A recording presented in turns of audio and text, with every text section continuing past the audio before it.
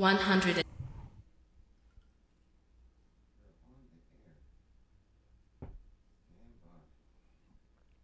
110 seconds.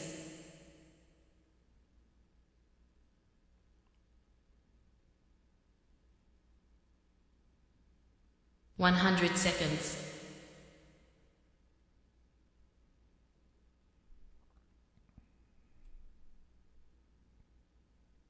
90 seconds.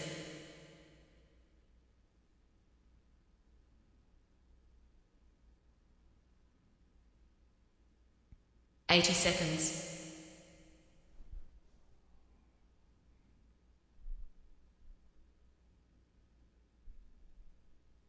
70 seconds.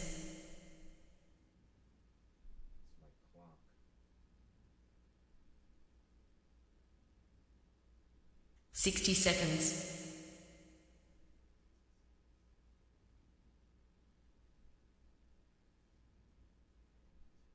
50 seconds.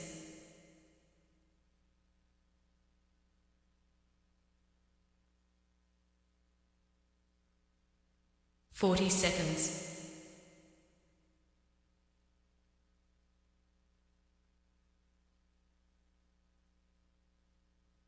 30 seconds.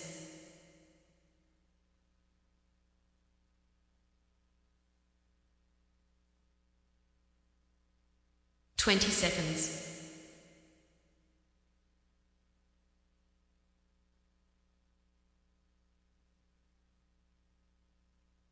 10 seconds.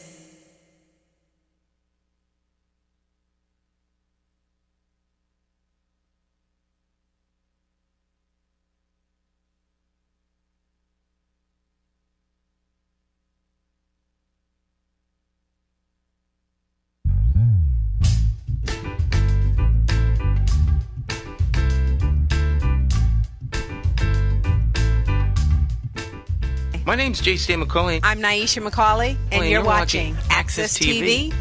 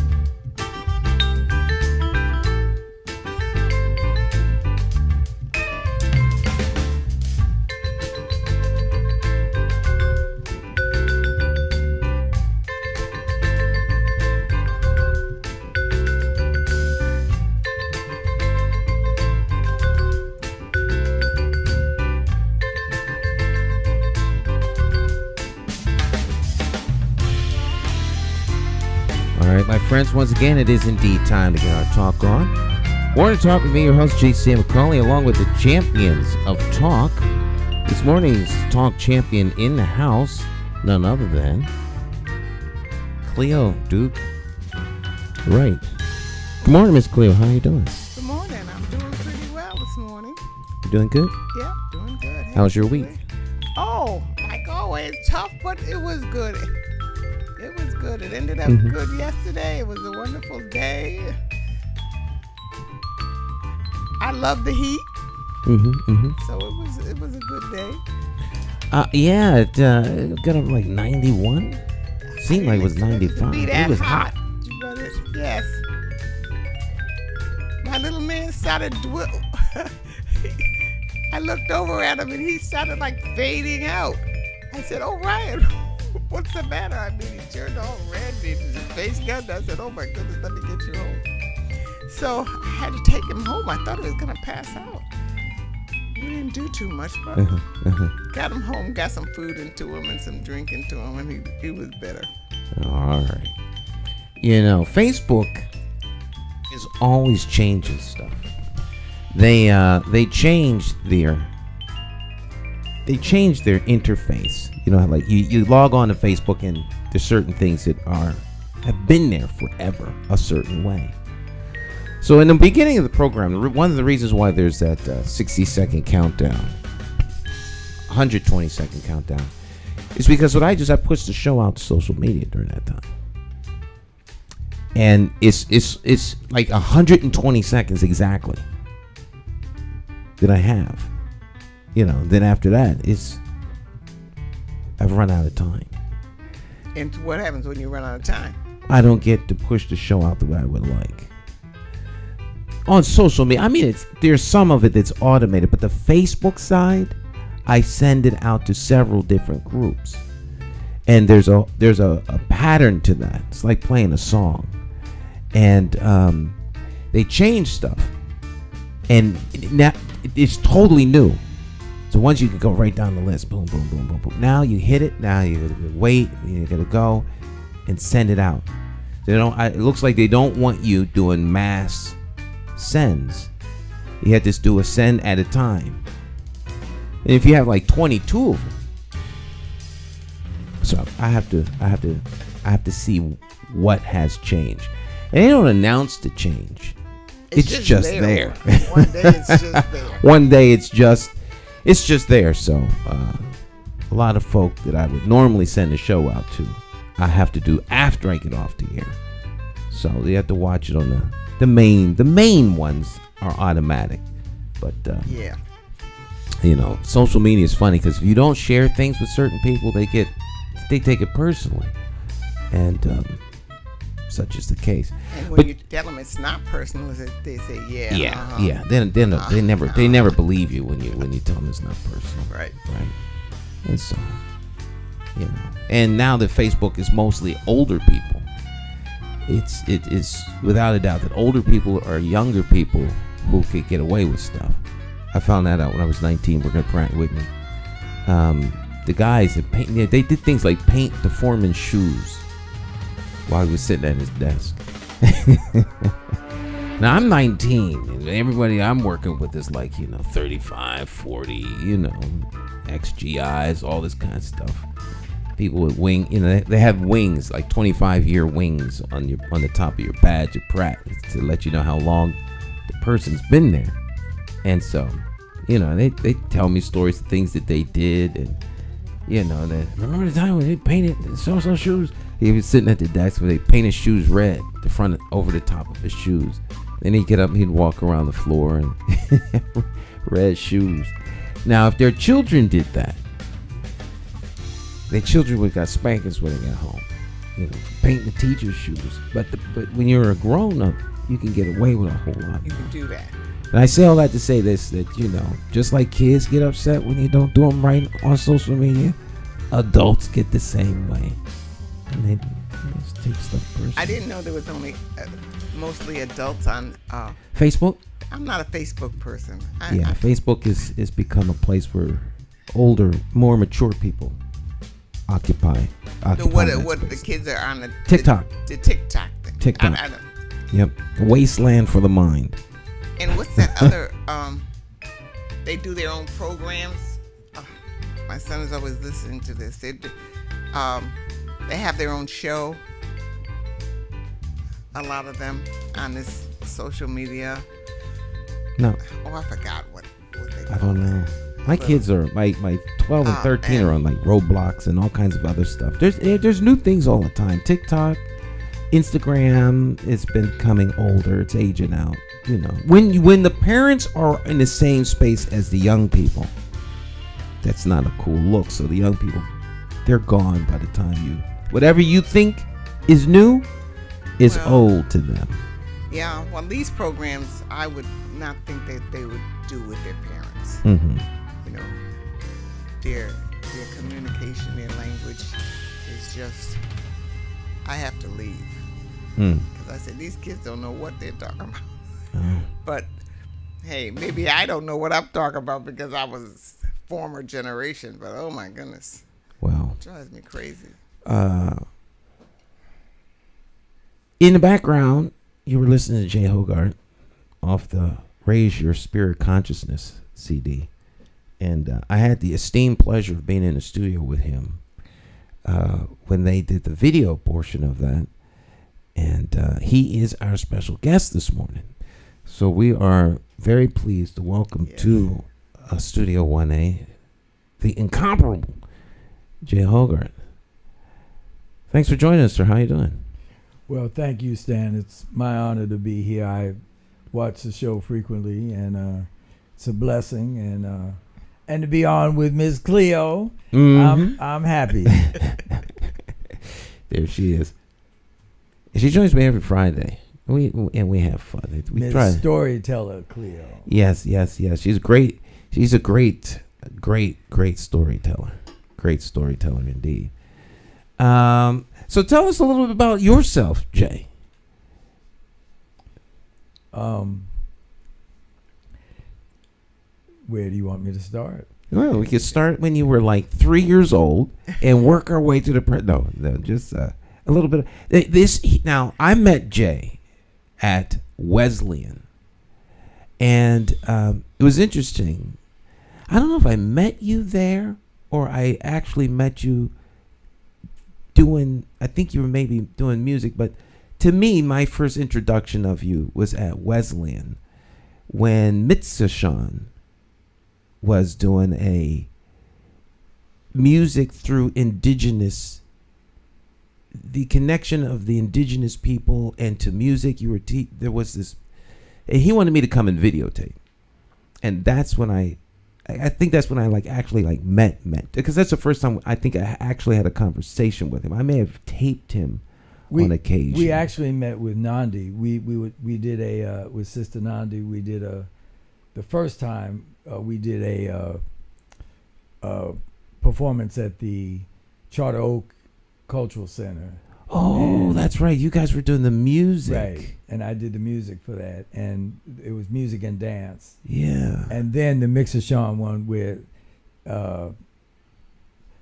he had a trio with Ferron Aklaf, who's on the drums on that video that you just played and on that record. And his brother Rick Rossi.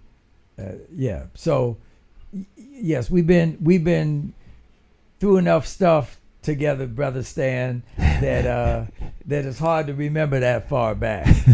But the other thing is that I'm going to say it right at the beginning, that part of the reason that I'm glad to be here today is to be supportive of your campaign, because I think that you bring, for those, I'm sure everyone knows who's watching, but just to reaffirm, McCauley for mayor of Hartford, and we're in support of our brother because he's got a great vision for what this city can be through the governmental process. And I just wanted to get that in at the beginning before I start talking about the cultural stuff. Well, I greatly appreciate that, and coming from you, that means more than you can begin to imagine. Very much so. So I thank you for your support, my friend. I thank you for your support. Well, it's not gratuitous. It is honest and genuine and well deserved. And people need to know that this gentleman, who is the moderator and host of this show, and who is also the technical director and a person who's a brilliant videographer and all that, is even deeper than that. He's a brilliantly astute observer of the political process here in this municipality, and he brings a great vision that needs to be more widely. He has an advantage of having this program, but for those of you who are watching the program, you need to tell more people not only about this program, but tell them in the mainstream media that they need to cover this candidate more, and over the process of time, he will be covered more. But that the idea being that from a grassroots level, he's building something that is unique and brings a unique vision to the office of mayor of this city. Mm-hmm. Wow. Yep. That's the main reason I'm here today. I'm not here. I mean, I appreciate you playing my record and all that stuff, but as Cleo knows, and I saw the other day with Luis and your other guests, we can talk about a lot of different things. I know we have a free rambling conversation, but the important thing is to understand this is not just I was not asked to do this. I was asked to come on and talk about myself. But I ain't doing that because the important thing is what this candidate brings to the table and would bring to the table as the leader of the municipality, as a municipal leader. It's time. It's time. It's more than time. It's overdue. You're absolutely right. Well, then I'll always let the conversation go where it goes. So we could absolutely chop it up when it comes to talking about municipal government here in the capital city and some of the things that are going on, and that we see happening in and around our society. There's I was having a conversation the other day, we were talking about some of the violence that's happening across the country, but that you see here in the cities, and like a reoccurring theme is when people don't have a voice, how do they express themselves? And I think a lot of the establishment people want to use aggressive force to silence people as opposed to hearing the cries. And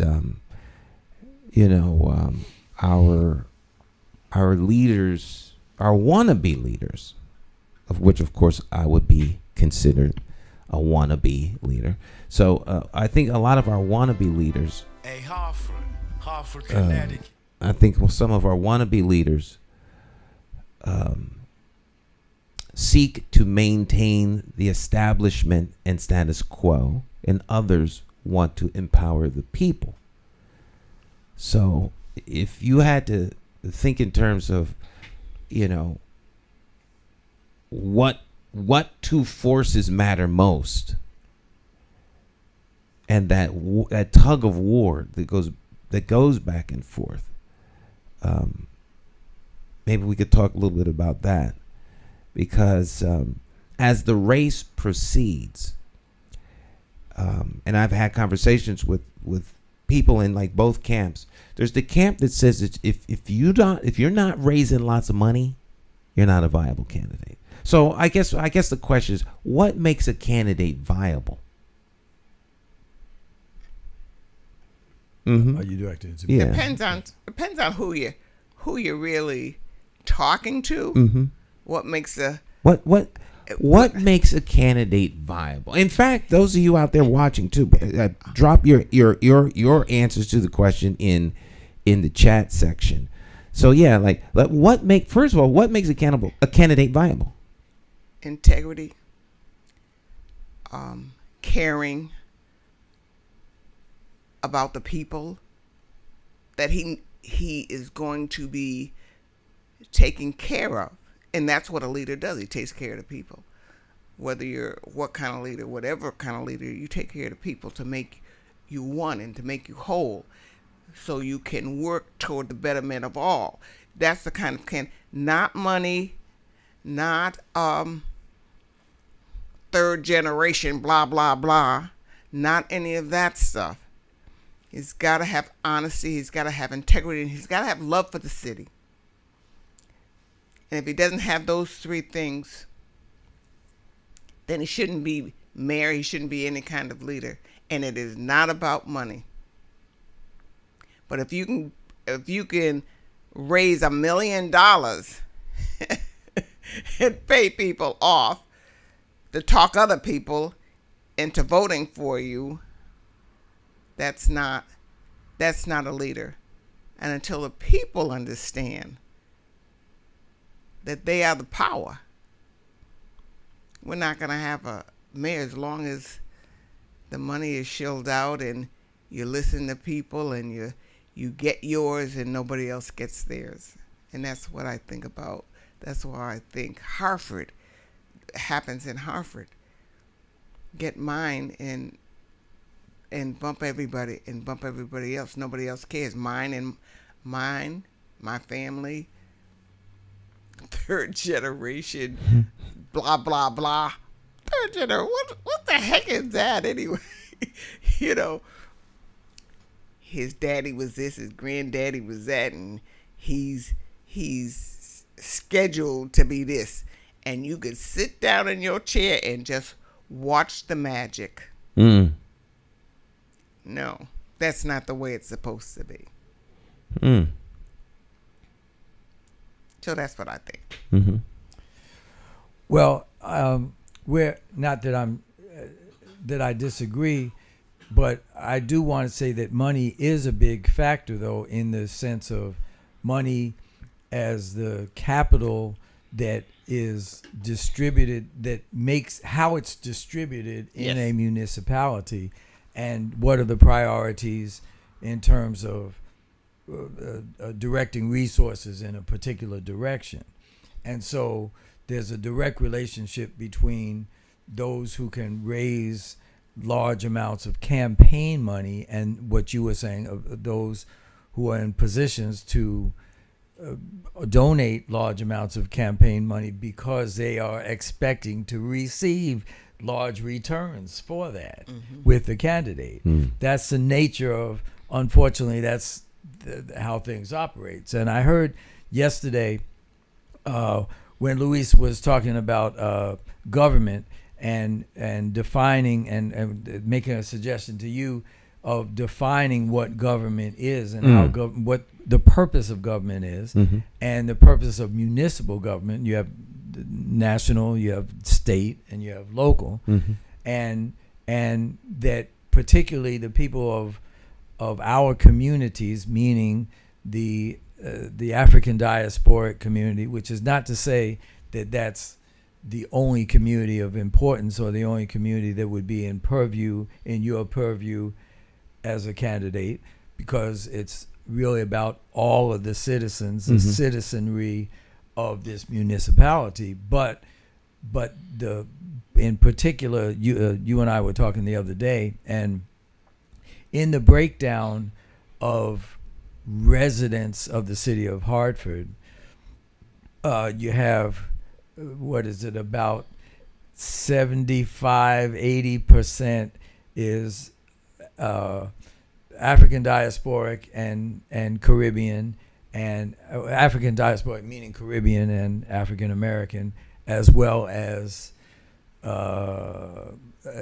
whatever percentage of the Asian population, and then you have the European American population. I don't use those words white and black because they don't mean anything. They're not accurate. But at being about 15, 18, 20%. And so the fact is, if someone has a large donor coffer, they probably did not get that large coffer from the majority population. That's just a complex reality of people understanding why it's important to make that $5, $10, $100 donation, not talking about $1,000 or $2,000 donation. So that the point being that the larger donor segment often doesn't come from residents of the municipality. This is not just in Hartford. This is everywhere. And again, people give those kind of donations, or especially when you have the kind of donation situation where a company or a interest group will have 500 members of that organization or group donate $1,000 or $800, or it's done that way because it's really coming from the CEO that's donating Right. $40,000. But this is how they get around. Spread it out, Yeah, right. they spread it around. That's because there's the expectation that when the monies are when whoever is in the office will redistribute the municipal money, which is tax money that operates all the functions of government, of everything, of education, of the roads, of the water and sewage system, and of the every other municipal function, that somehow they'll get a cut that's bigger than what they donated back. Right. And most of the people who are the residents have no idea about this. Like, all I know is, my basement flooded, and or the traffic light hasn't been fixed in a month, or whatever the issues are with the school. And people need to understand that when you vote, the person that you vote for has everything to do, not everything, has something significant to do with how the municipal resources are allocated. And so then what you were saying about the sympathy, empathy, all those important components that are integrity, those things all kick in. And then who do you owe it to? And what I'm here to say is that I know that McCauley is not someone who is beholden to all the corporate interests right now, hopefully never will be, but is beholden to the population. Yeah, and that's a pretty different model that people need to recognize. The only way you can show your support for that is by making your little $1, $5, $10 donation, and then certainly the most important thing is about voting. Right. Well, if you consider that all of it, the most important currency that we have as citizens in this quote unquote democracy is our vote.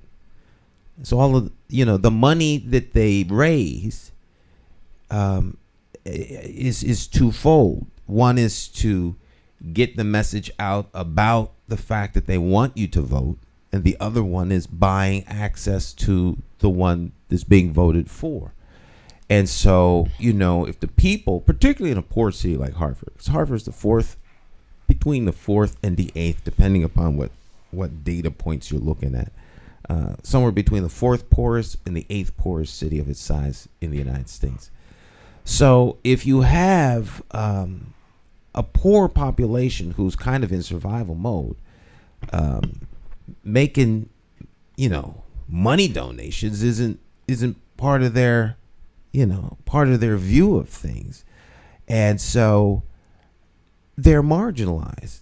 It's like they don't really have an opportunity to buy access, by the establishment and the folks who just want to carry the baton of their vision for Hartford, which is seemingly contrary to the vision that the people have. Because if the people are clamoring and protesting and marching and asking for things that one would think would be just services that you get, you mentioned about the sewage. It seems like, you have to bang pots and pans and protest outside your house or the water company in order to plead your case that you should have, sewage not coming into your basement if there's a flood. Because it doesn't happen in other parts of the city. And if you call for these kinds of things, you're considered to be a rabble rouser or someone who's speaking out of turn. And that's the same thing that happens across the board, whether it's you advocating for your kids at school, whether it's you advocating for better roads, whether it's you advocating to have the street sweeper come through your section of town. People say, well, you should be able to pick up after yourselves. They won't pick up after themselves. Yet if you have a parade downtown, nobody picks up after themselves. But they have street sweepers come, sweep behind everything, keep downtown spotless. Not because people don't litter, but because there's other people who pick the litter up. And so it's a matter of how you deploy these resources. And then you have contracts that are given out. Tens of thousands, hundreds of thousands of dollars that go out in contracts. So who gets those contracts? Who gets the money that this municipality rightly spends? So if Harvard's budget's, $700 million a year, we got like about $400 million in school budget. Those are legitimate expenditures, and someone's getting them. I mean, that's like real money being spent for real things. But who gets that real money? And in what way does that ultimately impact the residents? And so it can't be mentioned enough that is your government, and you have the government you vote for. And if you're going to complain about the things that the government is doing, then you need to have a better understanding of how it's influenced and how it works. And is your government. Let's get back to the money thing. Mm-hmm. the money. You were saying, your $5, your dollars, they count. I do not understand the money thing at all. I don't know why. I get emails, I get texts from Washington all the time. You want to get Democrats to send us $5 that Republicans are getting ahead of us, blah, blah, blah, blah, blah. And, I'm nervous to send my money to some things I have not seen. Don't know these people or anything. So that makes me nervous. But I don't understand what the $5 is going to do. I'm saying, what is the $5? What's it going to do? How is it? What do people need to understand about their small donations? Because when I give to candidates, I really don't understand what the $5 or what the $10 or the $20 is really going to do. And then when our mayor raised $1 million, and that's how he won, I don't understand that. And I don't think a lot of people understand. I don't understand how this money is going around and around, and it becomes the major thing, and I'm over here and it doesn't seem like I count at all. It's just the money thing, my $5. And they ask questions, the Republicans, Democrats, do you trust us more than you trust the Republicans? I don't know.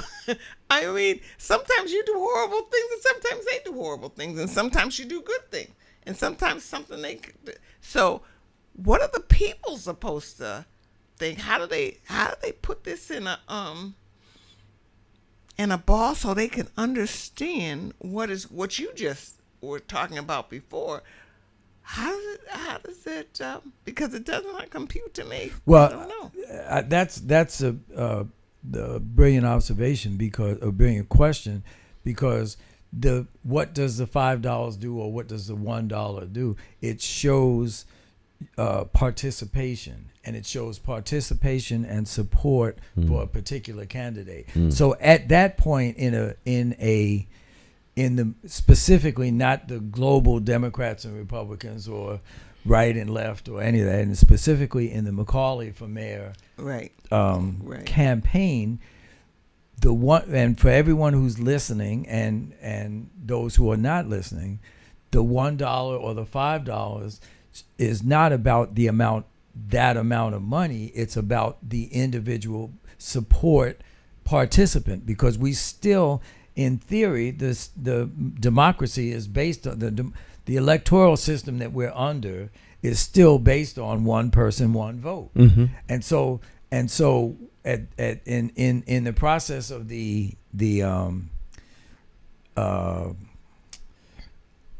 early campaign up to the primary, what the support of that $1 is saying that's one vote times 10, 100, 10,000, 50,000 individuals who are supporting that candidate. So you're counting votes, not counting It money. really is that. It really is that because I mean it's an obvious question. $1 doesn't mean the same as $1,000, right? What's the top amount of money? $1,000 that it can be donated. The top amount is I think it's 1,000. Yeah. So it might be 1,000 and a couple little pieces of change, but but the question is, which is more valuable? 50,000 from 50 contributors or 50,000 contributors at $1. And in terms of electoral system, the 50,000 at $1 has way more leverage. So that's the point is that people say, well, what is my $1? What's my what does that mean? And like you say, you get these things from the National Party, you get from all kind of candidates, from Iowa Democrats, from Democrats all across the country, Nancy Pelosi and all that stuff, right? Well, right now, at least what I'm focused on and what we're focused on by being here in terms of the McCauley candidacy for Hartford, Connecticut, is to get our candidate at the top of the ballot. And the way to do that is by showing individual support by way of being your name as a contributor. And that's what the $1 buys. Not buys, that's what the $1 signifies. Whether it's $1, $10, or $100, it's the same. It's the one vote that you're counting. Yes, the one ma'am. vote. That's what it is, and people need to understand that. And say, well, I'm just as you just said. Well, what I don't count. What difference? As long as we have the democracy system, voting system, the electoral system that we have, every vote does count. And people say, well, what I'm going to vote for? Why should I vote? I voted for Obama, and I ain't got no more money than I had then. That's pretty much the common. But the fact is, on the local level, as well as the national level, if one person isn't in and the other one is in, then we have, there's less leverage. Just like we're dealing with on the national budget right now, that people both on the left and the right are upset that Biden had to make these compromises, and they're calling it the Biden and the other guy, I can't think of his name, the Republican, the House of Representatives guy, the speaker. Yeah, what's his name? I can't think of his name. I want to say Mitch McConnell. No, it's not McConnell. He's the Senate, but the Congress guy. Anyway, they're saying, that bill has taken all this and that. Unfortunately, ultimately, that comes down to that there are not enough Democrats in the Congress to have voted this way versus the that way. Okay, but that's national, and we're not even talking about that. What we're talking about is this mayoral election, and this particular candidate who we're sitting here with, in my opinion, the way to get more visibility for this candidate is that more people, and I'm not being paid to do this. I was not asked to do this. This is Jay Hoggard, vibraphonist, composer, professor at Wesleyan University, individual citizen of Middletown, Connecticut. McCauley did not ask me for this. What you need to do, if you see this show, or if you hear it, or if you know somebody that is interested in it, is get on there and show that you want this candidate to at least hear this candidate's point of view.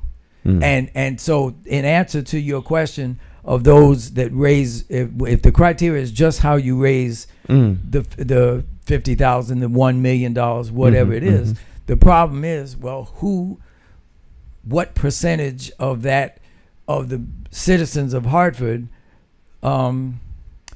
contributed to that? And I would assert that is a very small minority compared to the majority population which is not in a situation to, as you said, to contribute $1,000 to a candidacy. And as you said, oftentimes people are frustrated and discouraged.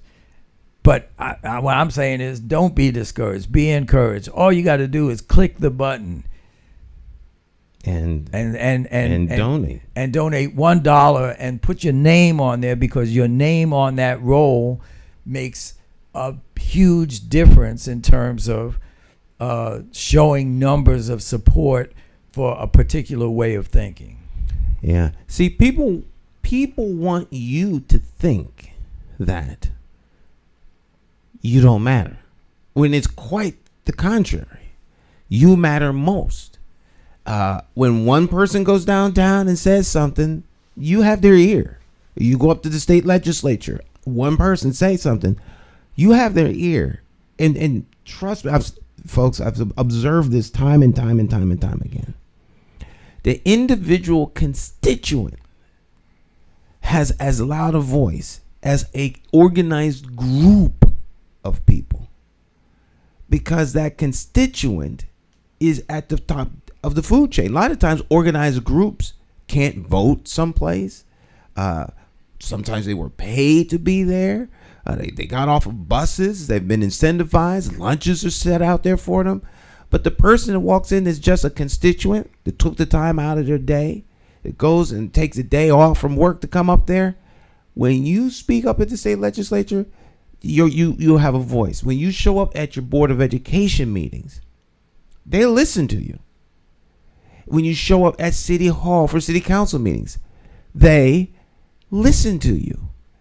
When you write a letter with like real ink and paper, and you took the time to do that, they listen to you. And if you give $1 or $5 or $10, that actually speaks very, very loudly. So if they look at, because quarterly what happens is the reports come in as to how much money and how many people gave. And then they can see, oh, yeah. And your $1 says not so much that you gave an amount, but that you gave. And you are a voter. So when Hartford residents start giving, that has an impact. Just like when people register to vote. All right, if you register to vote, that says, wow, they registered 500 new voters last month. If those people come out and vote, that may make a big difference.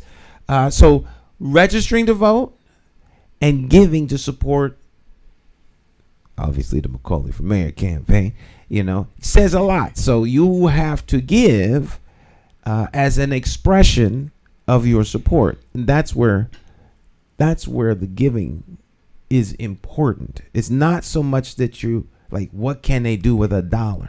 No, yeah. It's the statement that you're making as a giver that makes the difference. As a donor. Yeah. So that the point. So if I had put that together in my mind, I could have said to the people who were talking to me, yes, they might have given $5,000, but it's still just one vote. Or he may have, right. That's still just one vote. And sometimes it's not a vote at all. That's right. I said, but you, if they don't live in Hartford, if 10 of you give $1, $5, and you're actually going to go vote, you beat him. Right. You beat him. Yes. Do you understand that? So if you go out and explain that, and there's easy ways to explain it. People like to be on top. You're the one. You're the important one. And then you get two of you together. The two of you are the more important one. You walk into City Hall. It's your show. It's your show, not their show. So, how do you tell people that? That's what's coming in my head right now. Well, you just said it beautifully. And it's not just that they're important, but it's the issues and the relevant topics that they embrace are important. Are important, yes. Such as what Stan just brought up, that whole series of things. So many people from our community, the Hartford is considered as a municipality, inner city, and I've heard y'all discuss on here inner city versus suburb, and none of that really is relevant to right now. What matters though is that this candidate is running for the job within this city, and the people who are eligible to vote have to be residents of this city. And it happens that 80%, 75% of the residents of this city are of I'm calling it African diasporic. People can call it whatever they want to, and we know that many, and we identify, all three of us identify with that community, and we know that many of the people in our community are discouraged from voting and feel alienated from the system. Why? I mean, I vote, as I said about Obama, I voted for Jimmy Carter, and they're talking about ancient, and then for younger people who were not even of voting age until after Obama, they're like, well, I'm voting, that's nothing. No, if you hear this program and you hear these people talking, the three of us right now, or the two of us and the person who is coincidentally the candidate, who can't say it in the way that I'm trying to advocate for because he is the candidate, he just happens to be a talk show host, the host of this program, that it's of crucial importance for you to support your community. And one way is by voting for the people who are running for office that ultimately deal with distributing the resource, making choices about distributing the resources of the municipality for the different services. And it can't be minimized how important every single vote is, as Stan just said, each individual. So yes, when you brought up, Stan, about the sanitation, and some people would say, well, each individual has to clean up for themselves. Okay, the reality is that you do have municipal sanitation, and that's a big issue. It is important that individuals do their part. Back when I was a kid, when Johnson was president, they had the Make America Beautiful. This is where MAGA came from. They took it from that slogan of Make America Beautiful Again by picking up your own litter. So I believe in that, and I totally believe in self-responsibility. But it's also a question of how are neighborhoods prioritized to receive the limited set number of services that are the city services. And what I'm saying here, and I hope you agree, Sister Cleo, and what I'm saying is that Stan McCauley, who is someone who is a long-term, not lifelong, but long-term resident of Hartford, he understands the internal issues of the problematic distribution of resources, such as sanitation and the sewage, and busing and roads and all these other things, police issues. Now, that's not saying that these are simple things that he's just the day he gets elected, he's going to fix everything. It's not that. It's a gradual process, but it's someone who's empathetic to understanding the perspective of that majority, hopefully the total majority, separate from identity, who are citizens of this town. The one item that everyone, I think, can wrap their head around, and that I think is a really good example of how politics enters into the decision making. There's two of them. One, the speed bumps in the city of Hartford. Who gets them, who doesn't. And two, snow removal. So which streets actually get done first? You've got the main thoroughfares that are going to be done. Those are logistical, necessary, public safety decisions. After those are done, what part of town gets plowed out first and who gets plowed out last? Those are political decisions. Those are political decisions. They're neither right nor wrong. They're just political. You got to start somewhere. Someone's going to be last. I don't care what you do. Someone's going to be last. So the question is, why are you always last? All right? Why are you always last? Ponder that thought. We'll take a short break. We'll be right back. We'll do a shameless plug for your support. McCauleyformayor.com.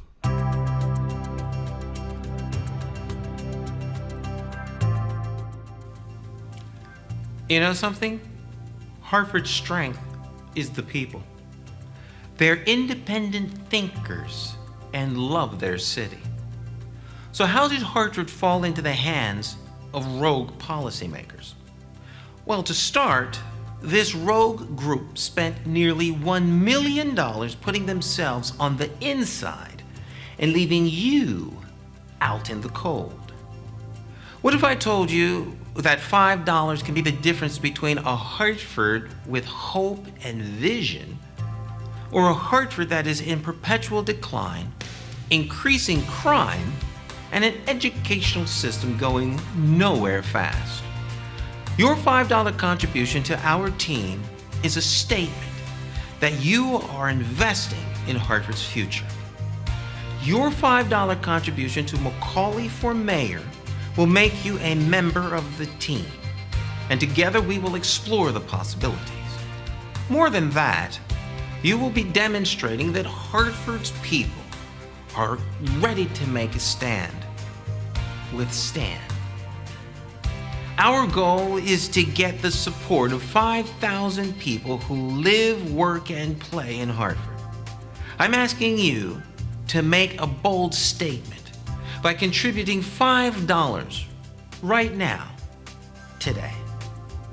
If you believe in Hartford and its people like I do, make that contribution.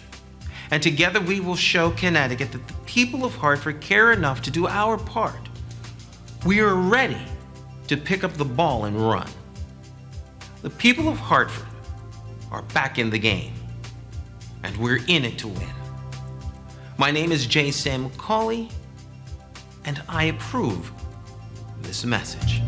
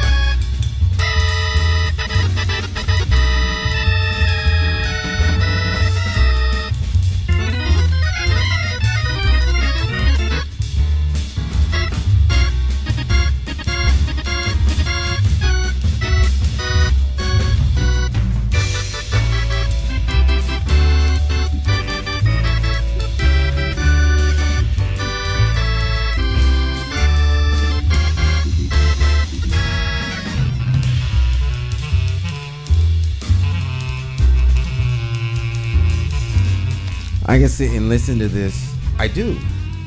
All day long. I love it. Music Maestro Jay Hoggard is in studio with us.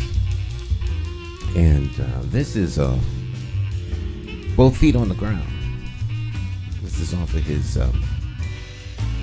latest work. And this is it right here. CD.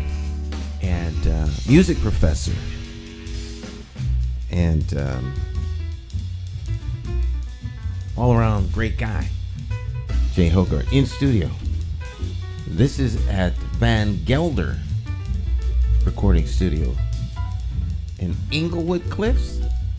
Is that right? New Jersey, overlooking the Hudson River in New York City. And this is a historic, legendary studio. And it's like it was a double honor to record this session, because not only was it, recording a great musical genius, it was also, the number of people who probably brought a video camera into that space probably counted on two hands. Because the guy wouldn't let anybody come in there with recording photos, video, nothing. And all of the great jazz recordings, like Blue Note, recorded in this studio.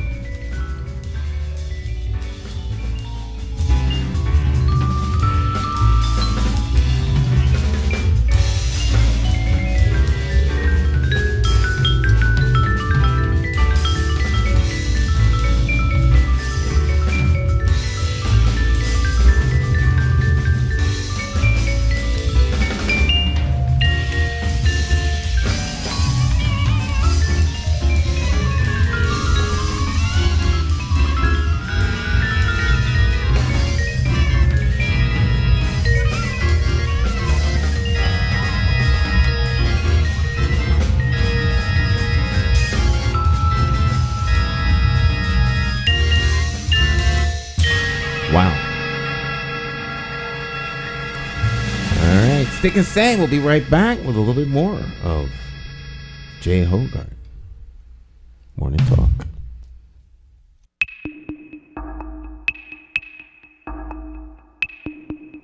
Every bad political decision is made by a politician elected to office. So if you think your vote doesn't matter, just remember this. There are people sitting with politicians in a back room making deals about your future, making policies about your children, making decisions about your neighborhood. To them, you are just a vote. You are not their cause. You are just a vote. Elections have consequences, and if you don't vote, you are actually voting to keep these people in power to work against you. Now more than ever, you need to make your vote count. It's time to clear the air and vote for a mayor that is unbought, unbossed, trusted, and accountable to you, the constituent. My name is Jay McCauley, and I am an independent thinker, and I approve this message. I'm asking you for your vote on Tuesday, September the 12th, 2023, in the Democratic Party primary election for mayor of the city of Hartford. For more information, visit McCauleyformayor.com. Have the courage to vote your conscience and vote for the name you trust and know. Vote J. Stan McCauley for mayor.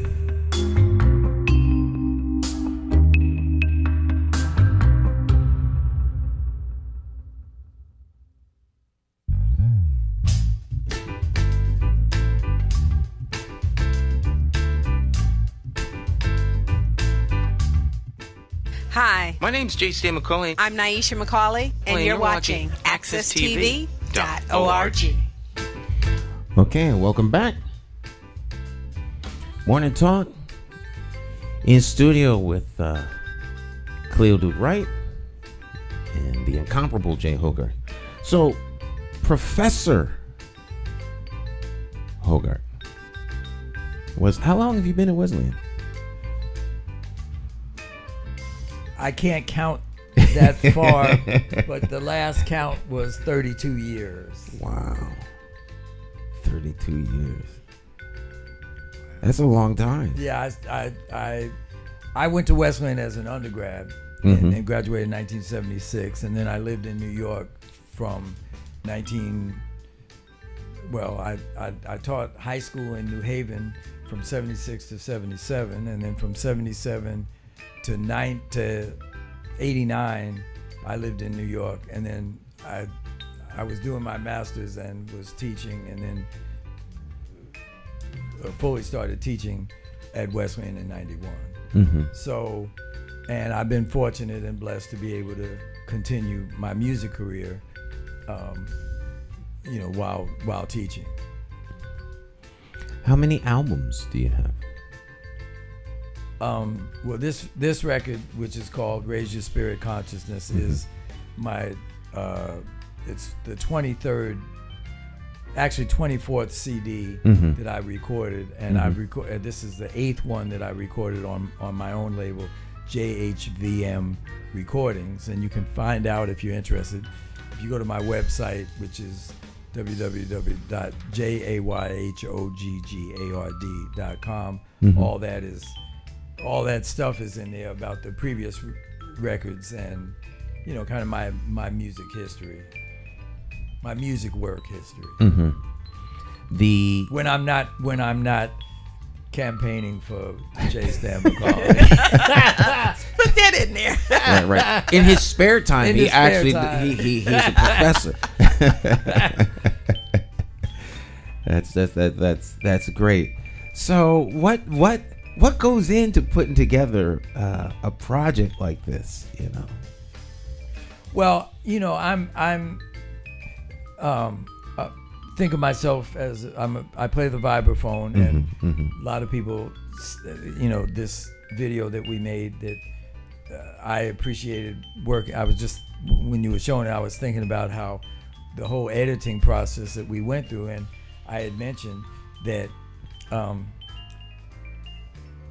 I'm pretty media savvy, but in going through it, you spend a lot of time just to get this image at this moment, right? Or this second, rather, not moment, this second, and how it's very intentional. And so everything that the point is, everything that we see in mass media, let me say that the intention is when you make the edit that it's seamless, that no one knows except the editor and whoever else, the director. No one else knows that's an edit. That if you make an edit that looks like an edit, you haven't made a good edit. Right. And one thing that was fun working with you is because you're a perfectionist as an editor, and that was great. Because there were a few times there were things like, I don't care, just fix it. No, I got to get it right, and you go, you zoom in, you zoom out. And the point being that everything that we consume in media, when you turn on the television, when you watch a movie, when you watch a video game, all that is done by someone who's behind the curtain. So the man in the Wizard of Oz, and this is showing age because the younger people won't know about the original movie of Wizard of Oz, but the thing about ignore the man behind the curtain, don't ignore the man behind the curtain, because the man behind the curtain is shaping how you're thinking. Okay, so this record, Raise Your Spirit Consciousness, is about not only on a spiritual level, and I'm not trying to be, I'm born in the AME Zion Church, and my whole life, and I shout out to Metropolitan AME Zion here, and as well as Blackwell AME Zion Churches here in Hartford, and my home church in Middletown, Connecticut, Cross Street AME Zion Church. But the point is, I'm born in it. I'm not a partisan, but I'm not advocating,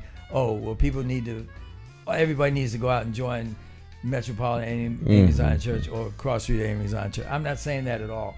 I'm not even pushing my faith beliefs as a Christian by any means. If you're a Muslim, if you're a Buddhist, if you're a Hindu, if you're a traditionalist, native practitioner, cultural practitioner, whatever.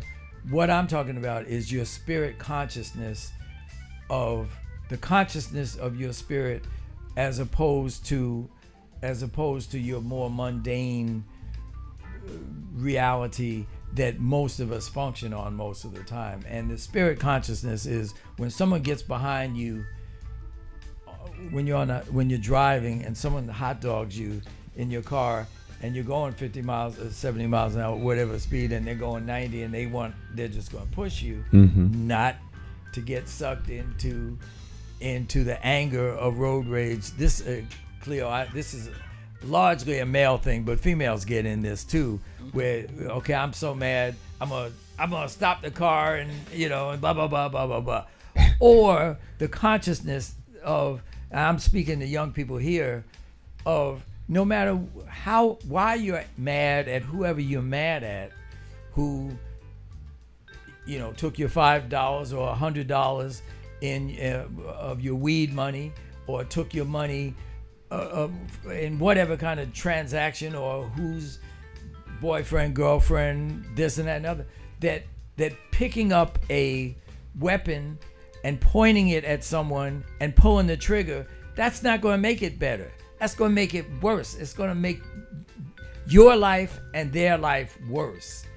Your spirit consciousness is going to tell you, I'm mad, I'm angry, I'm bitter, I'm frustrated, I'm this and that, but I'm going to act in a rational way that's going to be the positive, productive activity. Lead to positive and productive activity. So that's what this record is about. And okay, that's enough. I said enough right with that. I'm consuming what you're talking about. The raising of our consciousness to a different plane where we don't react to things so emotionally, as opposed to giving some thought, and just being in a better state, in a better place. The whole album speaks to that. Well, music is very important. Sound, humanly organized sound, is what at Wesleyan, the field of ethnomusicology that we use as our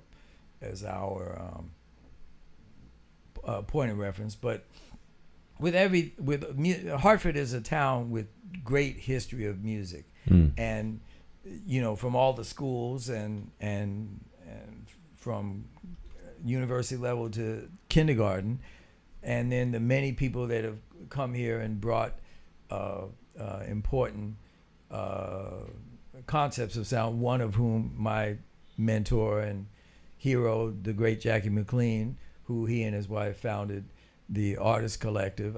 That's not the only one here, but Jackie and Dolly and Paul Brown and Sister Cheryl. There's a history of sound consciousness with sound here. People who have and the fact is that the Artist Collective still exists as an institution. There's no famous jazz musician like Jackie McLean who also can say that they have an institution that is still here after they have left. So that's something that has to be remembered.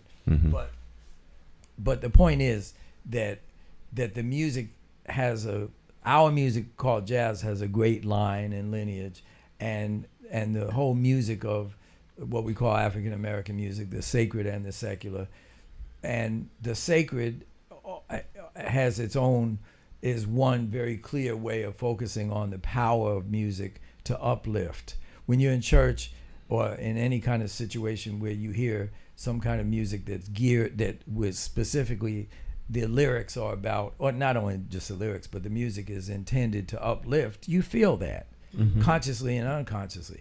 And then there's also music that's intended to, deal with the more mundane aspects of life. The whole tradition called the blues is a response to the trauma and the horrific nature of the forced labor slavery system, in its many manifestations, and it's a organizing of sound in triumph, right? But then there's also a focus on the very mundane. Oh, baby, I love you, and you don't love me anymore. And but then we also in the 21st century, 20th and 21st century, they figured out that you could make this thing called a recording. We're speaking through the technology now. You were talking earlier about technology, and you could make this thing that will appeal to the lowest common denominator of everybody's. That's what you focus on, and so many young people. This goes back to what I was saying about the man behind the curtain. What has been injected into the brain is sound consciousness that is often not intended to uplift. It's intended to lead you in a different consciousness. So again, these are all the kind of things that in my little recording here, and for those artists who are trying, not just consciousness artists, but people who are trying to deal with sound in an inspirational kind of manner, this is what we focus upon. It would seem to me that we could that like artists who are expressing themselves, particularly in music, and I would imagine other arenas, almost have the same kind of challenge as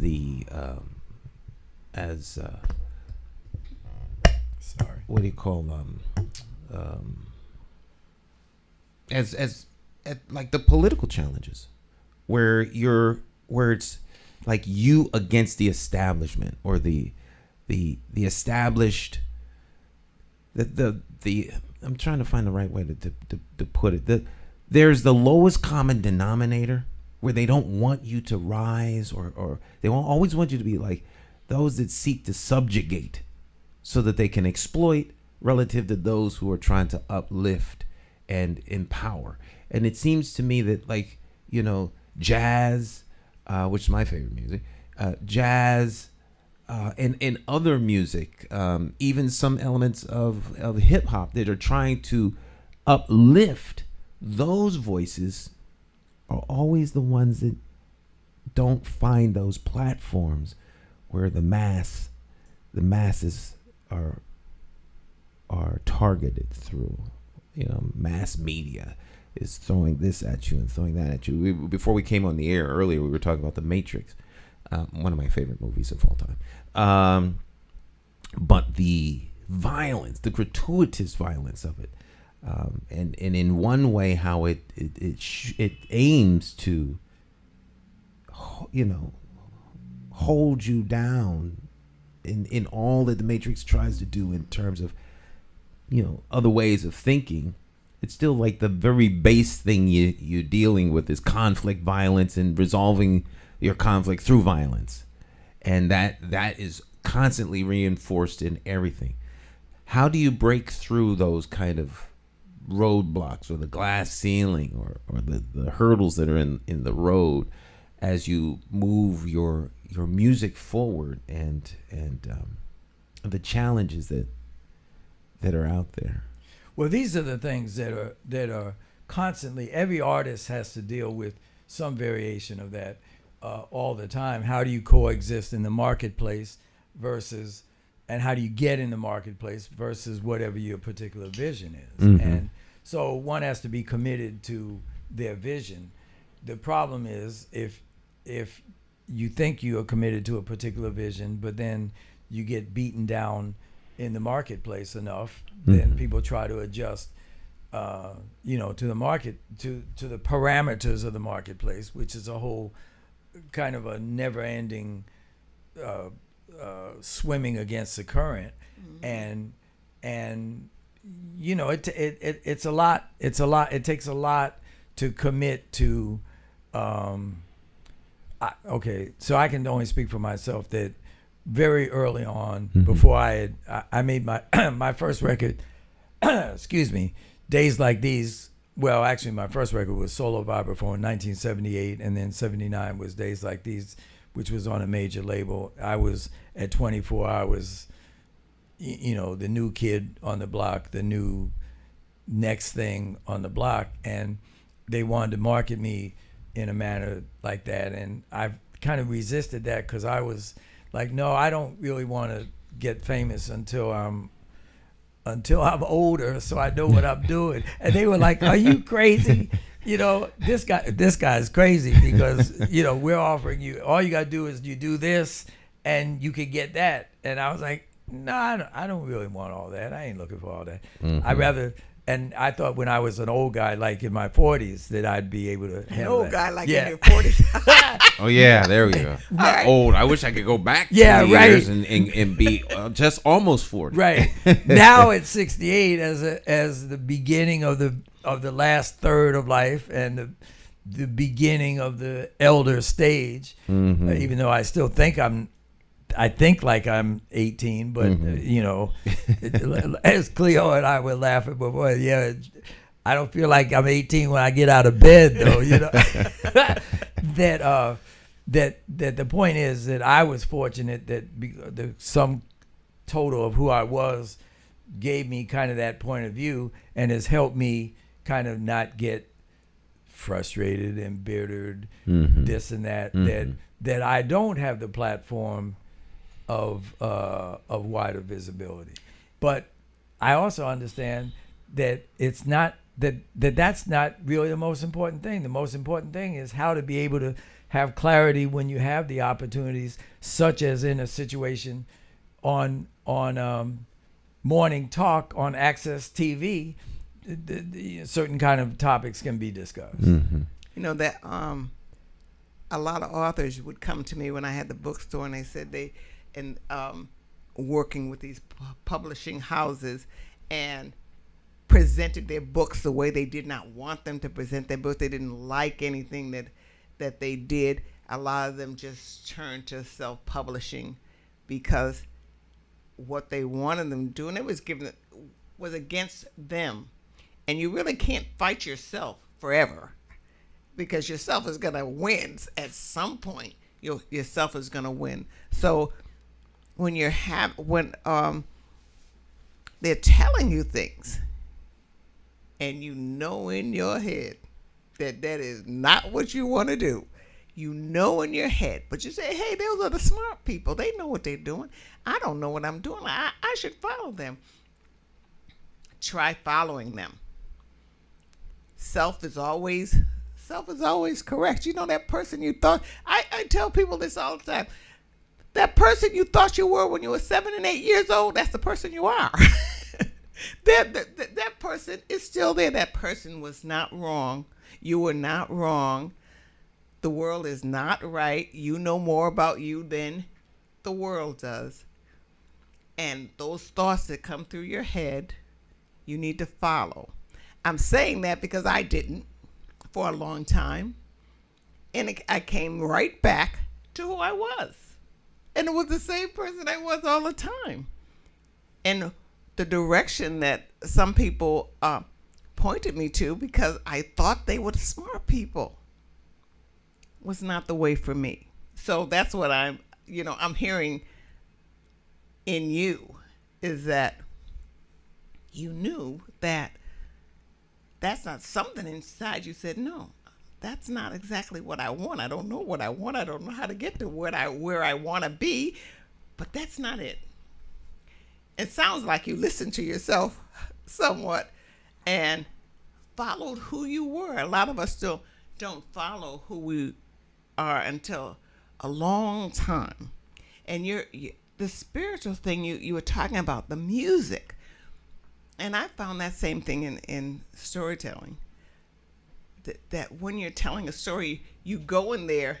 Of course, stories take their own way. You really don't have all that much control over it. But once I wanted to tell, I told the audience this many times, but I want to tell you this now. Once I was in a situation where I wanted to tell a story to pay some people back. Because I was mad. I was really mad. And so I had told him a story the night before. And I said, today I'm going to tell him I'm going to tell him a story. This is around the time women's lib was a big thing. And you know, I tried to tell a story that didn't have Afro-American in it, just a general story. But any black person would have known it was an Afro-American story. It was an African-American story. And they didn't receive it well. They started talking about women's lib and everything. It was the man something, the woman takes something. I forget what the name of that story, complete story was. So the next day, I told a story. I told the woman, I'm going to tell you a story. You want to hear a story? I'm going to tell you a story tomorrow. And so she got all these games together, these get acquainted games and everything before I told the story. So I started to tell a story of Keep On Stepping. So I wanted all those white folks to be the slave owner. I'm going to say, you know, I want to really feel bad. So I told the story of Keep On Stepping. But in the story of Keep On Stepping, at the end of it says, I'm going to tell you, children, don't matter what nobody says. Let me see if I can remember that. It's like, you know who we are. When you know you right,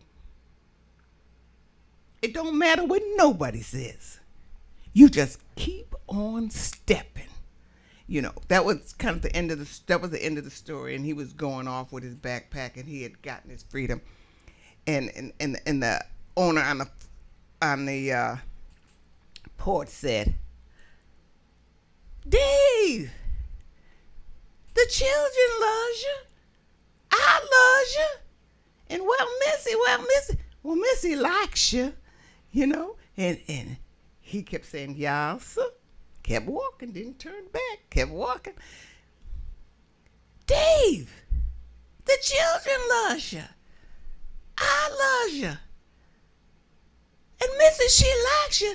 But remember, Dave, you always be a nigga," you know? And so I wanted them to be the slave owner on the stage.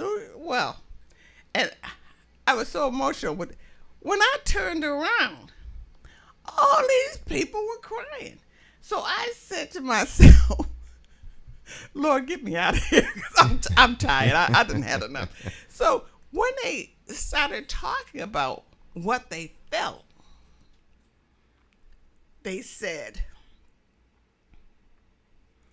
they told us about a time when they were Dave, and they had to make a decision to keep on stepping. And so these people were crying because they could, and telling us these stories about the time they had to keep on stepping. And I said, oh my God, nobody was a slave owner on the porch. And so I said, oh, no one identified with him. Nobody. Yeah, right. Nobody identified with this. They all identified with Dave. It's good guy, bad guy. Yeah. It the times in their lives when they had to keep on stepping. So I just, you know, my son had just walked in the door and I said, please take me home because I'm tired. But I never tried to direct a story like that again toward anyone again. That was the wrong thing to do anyway. But I never did that. I just why did you not do that again? Because you thought that they did not get the point? No, I didn't do it again because I didn't think. I thought that I learned a story and then I let the story go where the story goes.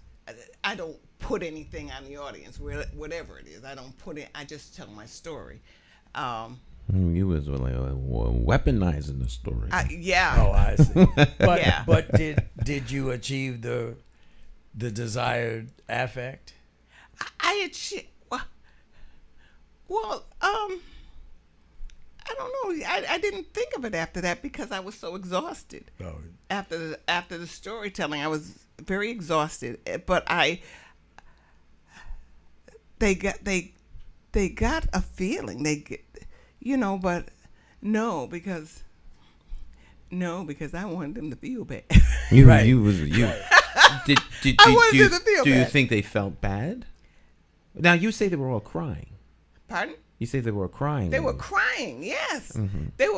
But they weren't crying because they were the slave master. Because they don't know what slave Right. master. We weren't born in slavery or anything. But they were crying because of the times in their lives when they had to make decisions. make a decision and had to keep on. Yeah. Well, that's often the case, and even just the way you just did that just now, like as embodying the characters, and telling. So I could see how you could be exhausted, but the point being that most people, if the goal was to get people to identify with the bad guy, people usually don't identify in those stories with the bad guy, right? Unless the bad guy somehow then turns out to be the good guy. People generally will identify with the one that even if they're bad guys, they don't see themselves as a bad guy. They see themselves as the the Robin Hood, the steal from the rich and give to the poor. Like, you were a thief, Robin. So people don't generally. No, I didn't. But I do want to say that often, and connected to that, in talking about the history of African American musics, right?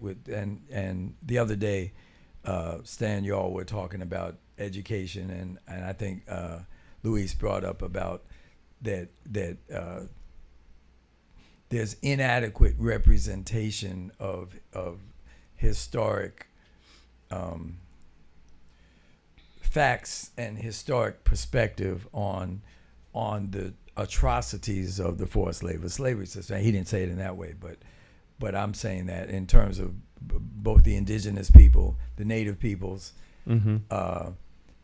and coincidentally with the native peoples, it's so ironic that all the names of rivers and cities and and states that retain the names, but they know nothing about.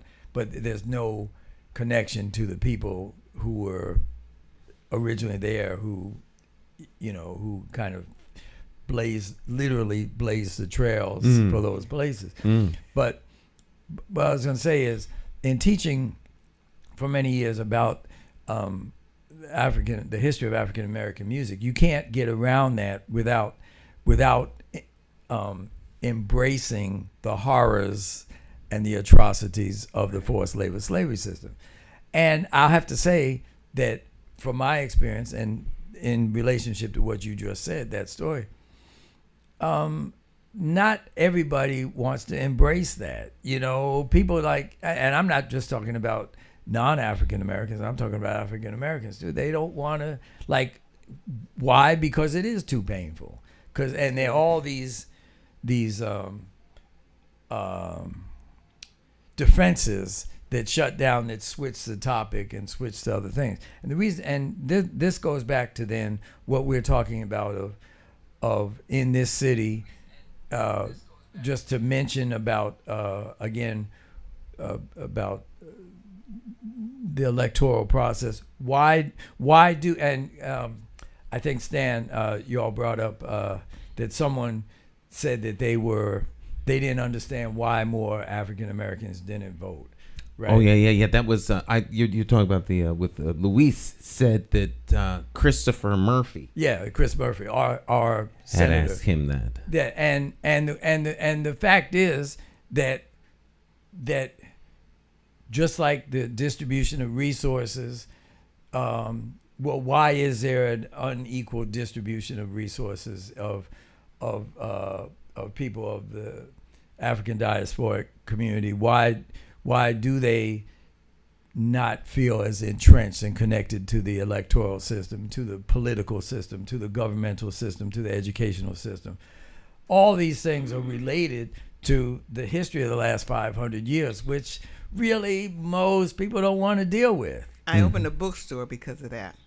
And I was in my own community, and it was not embraced. And just got sick of going into bookstores and looking for my history and looking for things and looking in the library. The Harvard Public Library told me in 1980 that Connecticut never had slavery, and I just laughed. I said, "That's ridiculous. How could you think that?"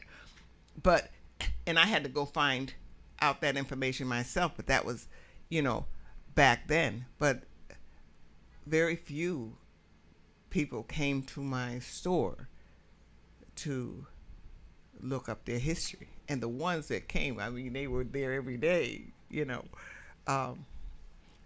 trying to find out more and more. And Native American history I had, and I had Asian history in America, but it didn't. It was very hard, and it didn't go well. You didn't turn into a huge corporation. Yeah, my thing was I wanted global franchise to be the biggest bookstore in Connecticut. That's all I cared about. Right. I didn't, not the world. But no, it didn't work, and my own people really basically didn't embrace it. But full circle, you didn't get discouraged and just toss it out. You found other ways to function in your life and still bring that consciousness. Well, I don't know. Have I said I don't? You're still here doing it. You just told that here. story. I still have my books. I still have my stories, the stories that I tell, and that's exactly what many people of this point of view experience, and that's what my record Raise Your Spirit Consciousness is about. Exactly that. Like, it's a survival process, and surviving what you believe in, and not only what you believe in, because half the time we don't even know what we believe in, because we don't. And this is why, on the political level in Florida right now, the governor of that state is running on a campaign of what that phrase, anti-woke, or choke the woke. Oh yeah. Yeah.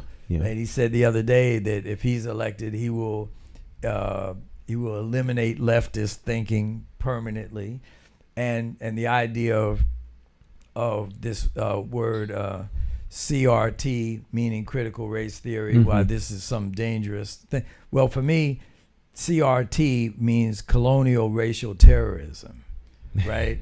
And right. This is not a theory. This is empirical. It's not, and nobody. So full circle, those people in your story that you wanted to embrace the slave terrorist. No one who's alive now is responsible directly for slavery. So you don't have to feel like, because your great grandfather was this or that anyone is holding you directly responsible. But the fact is that these circumstances of that institution created the circumstances that are what we are experiencing every day right now. That's right. The remnant pathologies. Right. But that's not debatable. That is. And so those that want to deny that, I guess their desire to live in denial is their right, but that their willingness to, their desire to not want to acknowledge a thing does not make a thing so. They don't want to hear it.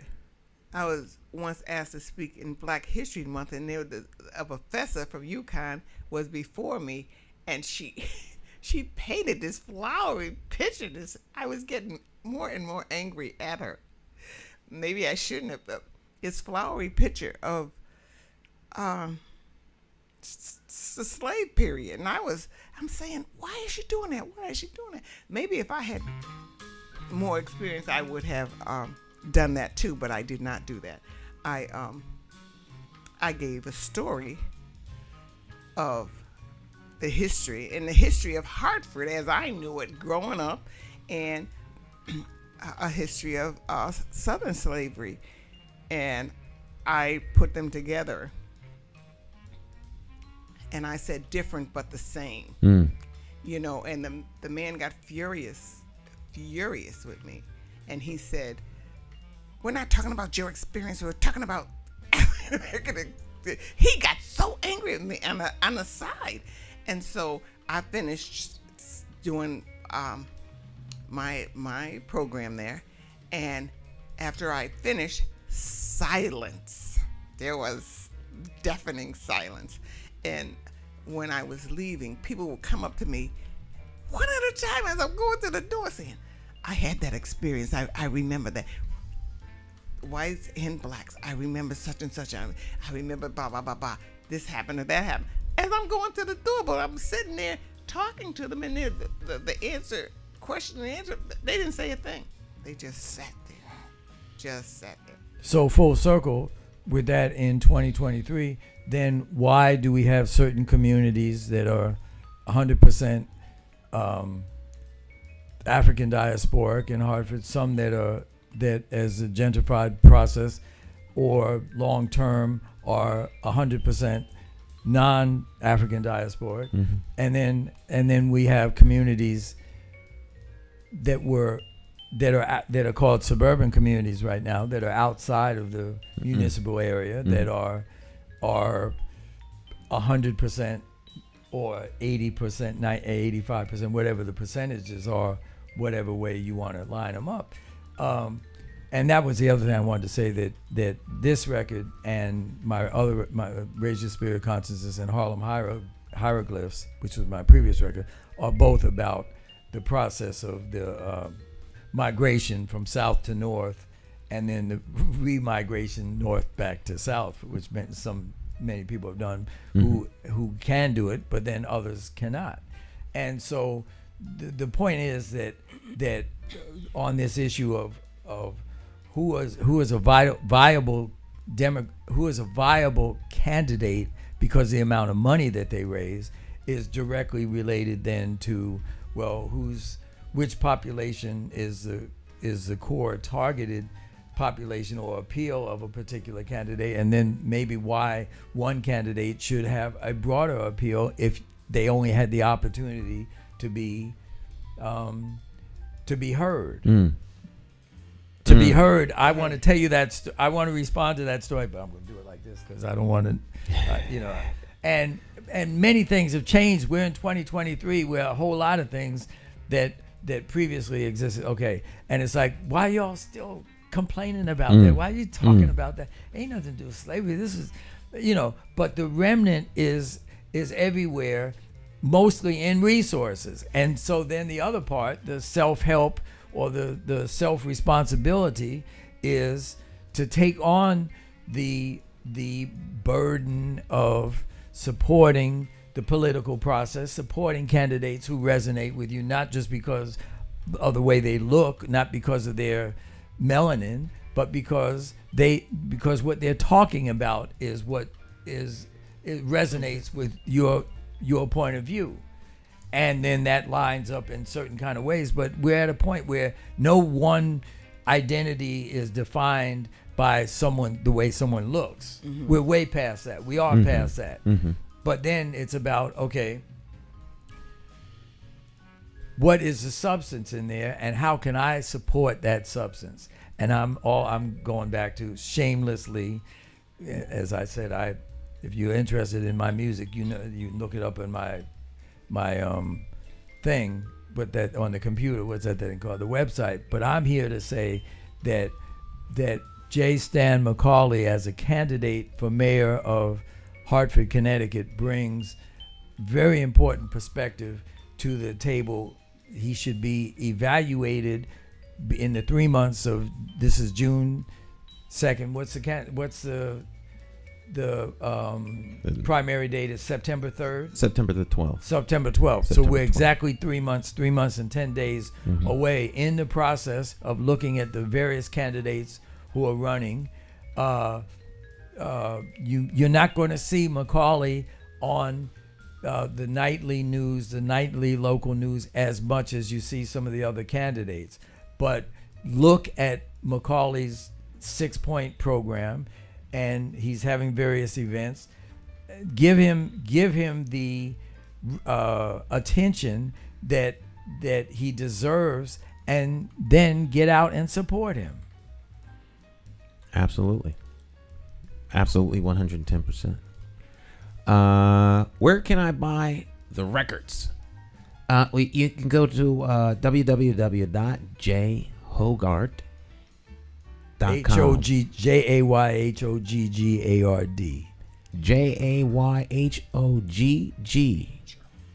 Jayhoggard.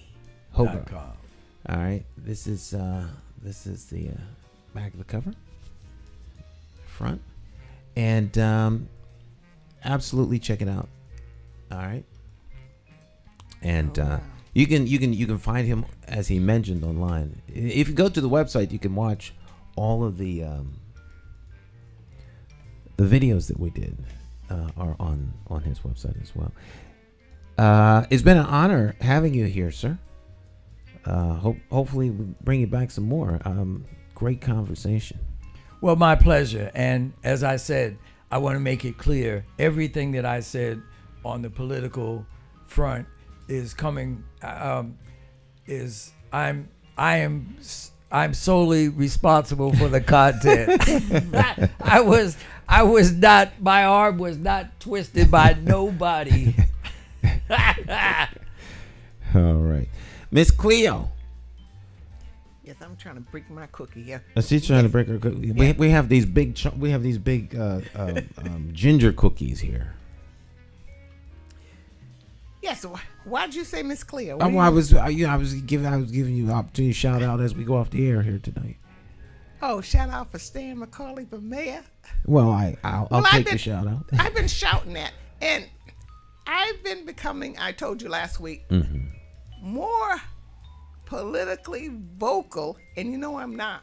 I'm not that way, but people keep calling me and connecting me with you and asking me questions that I come back. I'm sure they're asking me, so I'll come back and ask you. I don't know, but I'm out there, and today I have to say I've learned something. I've learned how to express a few things that I can talk to people about, and I appreciate you being here today, because I always appreciate you. But now I know how to express that one-on-one. I know how to express that dollar.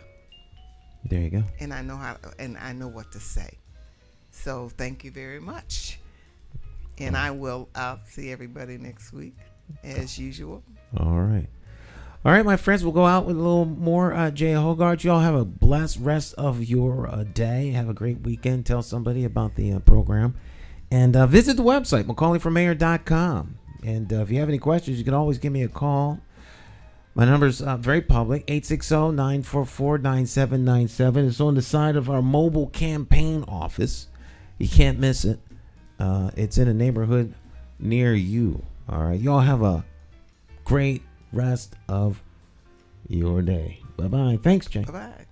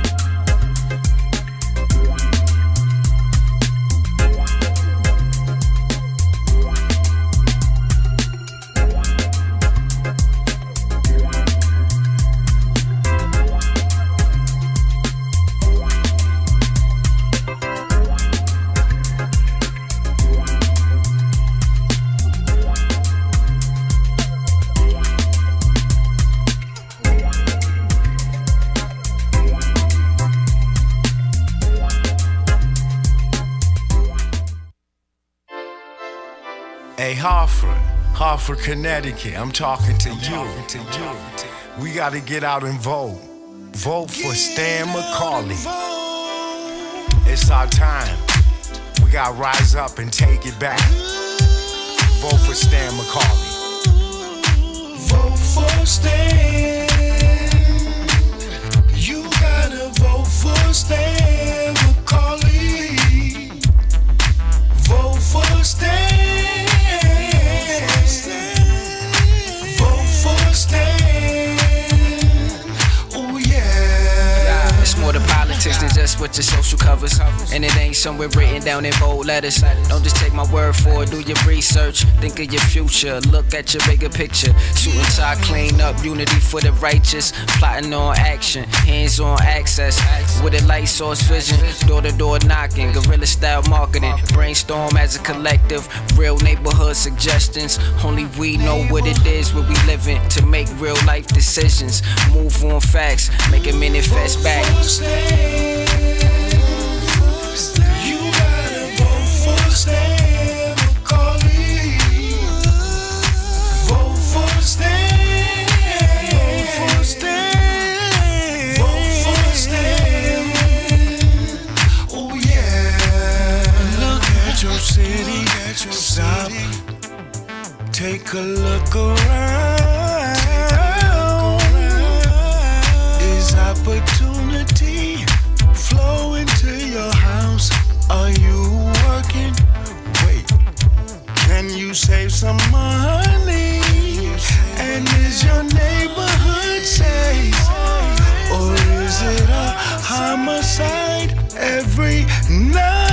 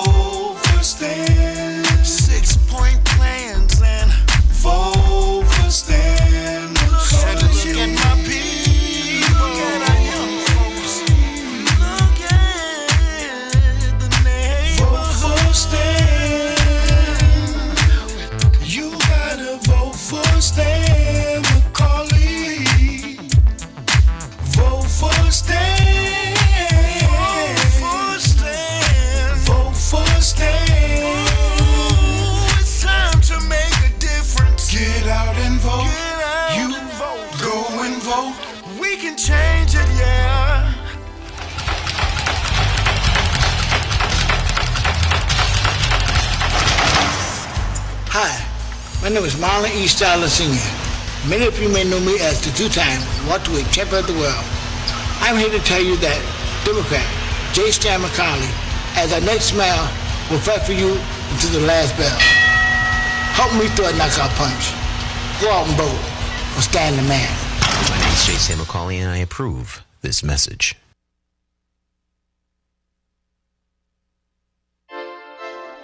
Hey, Hartford, Connecticut, I'm talking to you.